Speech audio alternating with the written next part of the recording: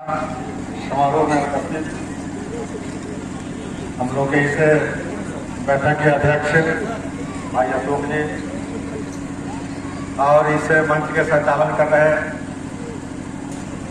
आपके पूर्व ही उनके मुखारबिंद से आपने सुना कि हमारे शिक्षक भी थे।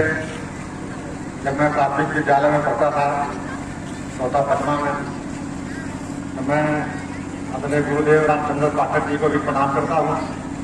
आपकी इस बैठक का संचालन कर रहे हैं और इसे अरवल में संघर्ष के प्रतीक माननीय विधायक कॉमरेड महानंद जी,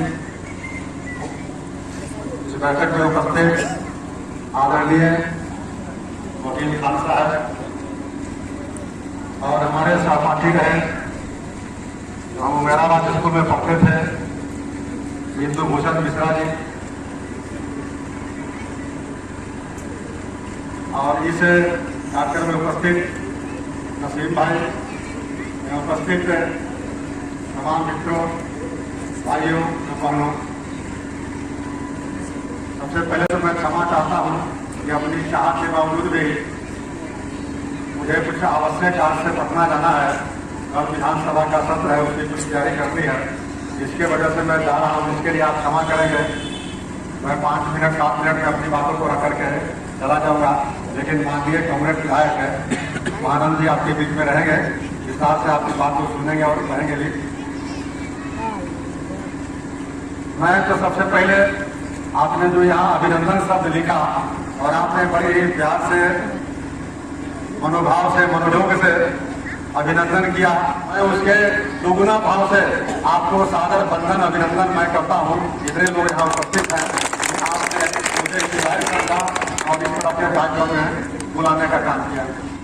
2021 में सब्सिडी 32-33% हो गया, जिसके परिणाम स्वरूप क्या हुआ कि डीजल और पेट्रोल आज 100 के लगभग हो गया। इतना महंगा जब डीजल और पेट्रोल मिलेगा तो सारी सामान महंगे हो जाएंगे, यानी महंगाई बढ़ जाएगी। तो जिस सरकार को अपने केंद्र में बनाया था ये अच्छे दिन आएंगे, भारत की तरक्की होगी, विकास होगी, महंगाई नहीं बढ़ेगी।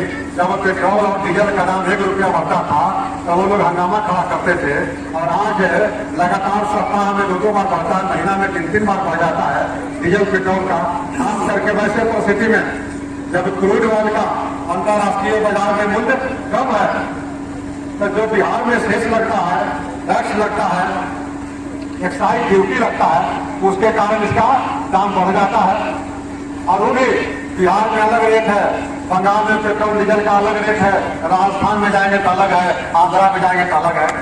तो हम लोग मांग करते हैं कि पेट्रोलियम का भी जो प्रोडक्ट है उसको भी जीएसटी में आपने क्यों नहीं रखते हो भाई? जब कहते हो कि बिहार में सब एक ही रेट पर मिले, तो यह डीजल और पेट्रोल है अलग अलग स्टेट में क्यों अलग अलग रेट में मिलता है? अगर जीएसटी होता तो सब जगह एक ही रेट में मिलता, लेकिन वो नहीं होता। बिजली का भी वही मामला है, और उससे भी बड़ी बिहार की अगर तरक्की नहीं हुई है।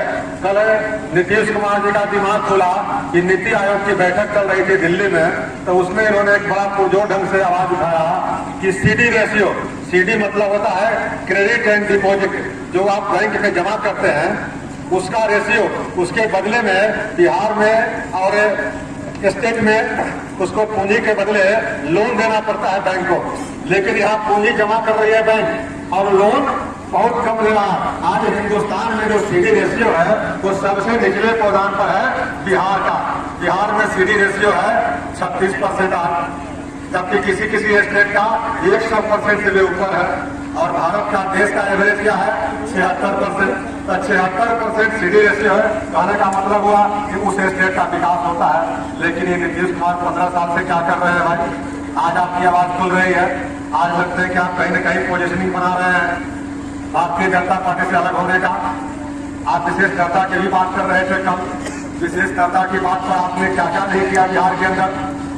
मैं सबसे बड़ा छोटा सा एग्जाम्पल आपको देना चाहता हूँ जो आपके बीच का है। किसी भी प्रदेश और देश को परखने के लिए शिक्षा और स्वास्थ्य बहुत आवश्यक कारक है। अगर शिक्षा और स्वास्थ्य उस प्रदेश में ठीक होगा निश्चित रूप से वह प्रदेश विकास के मार्ग पर होगा, वह समृद्धि के मार्ग पर होगा, वह संस्कार जैसे किसी घर में जाते हैं तो किसी घर में किचन और बाथरूम को अगर देख लेते हैं आप समझ जाते हैं कि घर का संस्कार क्या है, घर का स्वरूप क्या है, घर का स्टेटस क्या है। उसी तरह के शिक्षा और स्वास्थ्य है। लेकिन यह कहने में थोड़ा सा अतिशयोक्ति नहीं है मित्रों, या शिक्षा के मामले में बिहार सबसे निचले पदांक पर है। ये मैं नहीं कह रहा, यह उन्हीं का नीति आयोग का रिपोर्ट है, असर का रिपोर्ट है जो 2020 में जारी हुआ है। उसका एक अंकुल बताते हैं कि 3 लाख लगभग शिक्षकों का पद रिक्त है। 2011 में बिहार स्टेट में शिक्षकों के बहाली के लिए DET हुआ था। 2011 से फॉर्म भरा गया था और आज 2021 में हम प्रवेश कर गए। 2020 खत्म हो गया और ये 8-9 वर्षों में जब शिक्षकों का घोर अभाव है तब जानते हैं कितनी बहाली हुई है अभी तक। मात्र 18,000 शिक्षक बहाल हुए हैं या 2011 से लेकर के अभी तक। अगर ये रफ्तार रही तो कई शिक्षक जो DET पास है बिहार के अंदर, उनका एज भी खत्म हो गया है और उनका समय भी खत्म हो जाएगा, लेकिन बहाली नहीं होगी। सुप्रीम कोर्ट में सरकार ने टिकट देकर के आया था कि हम शिक्षकों की बहाल करेंगे। तो जब विद्यालय में शिक्षक नहीं रहेंगे तो प्राथमिक विद्यालय कैसा रहेगा, शिक्षा कैसी होगी? और जब शिक्षा नहीं होगी तो हमारे ऐसा विद्यार्थी जो सरकारी स्कूल में पढ़ करके पटना साइंस कॉलेज में पढ़ने का काम किया और आज पटना यूनिवर्सिटी में हम शिक्षक हैं, तो फिर कैसे बनेगा भाई? उदाहरण देखिए दिल्ली का मुख्यमंत्री को हम सलाम करते हैं केजरीवाल को कि दिल्ली के अंदर सरकारी विद्यालयों में आज नामांकन के लिए होड़ लगी हुई है।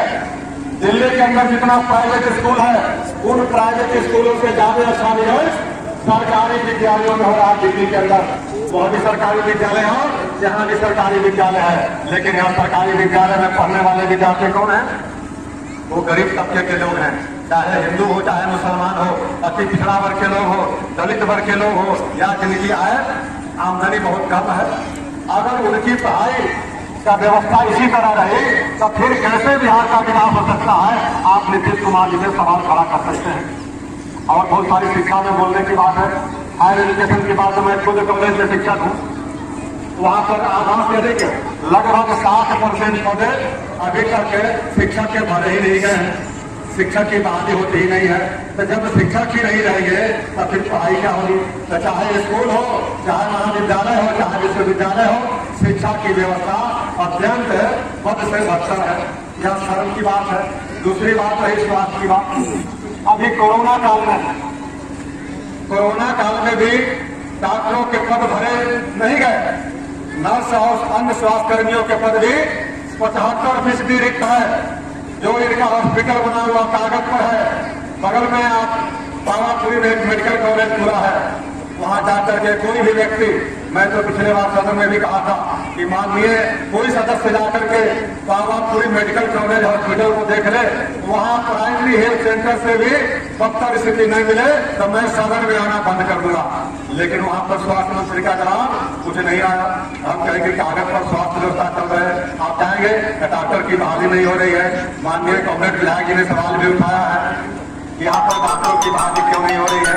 डॉक्टर जब जाते हैं यहाँ इलाज कराने तो वहाँ समुचित व्यवस्था नहीं है।